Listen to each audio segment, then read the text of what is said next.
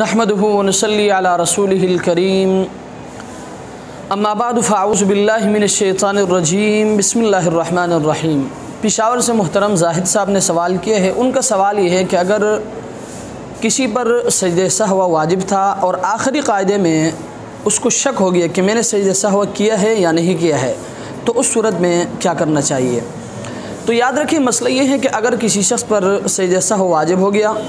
اور آخری قاعدے میں اس کو شک ہو گیا کہ میں نے سجدہ سہو کیا ہے یا نہیں کیا، تو اس صورت میں اس شخص کے لیے حکم یہ ہے کہ وہ اپنے غالب گمان پر عمل کرے۔ یعنی اگر اس شخص کا غالب گمان ذہن اس طرف جاتا ہے کہ میں نے سجدہ سہو کیا ہے تو وہ دوبارہ سجدہ سہو نہ کرے، اور اگر اس کا غالب گمان یہ ہے کہ میں نے سجدہ سہو نہیں کیا ہے تو اس صورت میں اس کے لیے حکم یہ ہے کہ وہ سجدہ سہو کرے۔ لیکن اگر کسی ایک طرف رجحان نہ جاتا ہو، یعنی آپ کا غالب گمان نہ اس طرف جا رہا ہے کہ میں نے سجدہ سہو کیا ہے اور نہ آپ کا غالب گمان اس طرف جا رہا ہے کہ میں نے سجدہ سہو نہیں کیا ہے، یعنی کسی ایک جانب کی بھی آپ کا رجحان نہیں جاتا، تو اس صورت میں آپ کے لیے حکم یہ ہے کہ بہتر یہ ہے کہ آرا سجدہ سہو کر لے۔ اللہ تبارک و تعالی ہمیں اس مسئلے کو سمجھنے کی توفیق عطا فرمائے۔ وآخر دعوانا ان الحمد للہ رب العالمین۔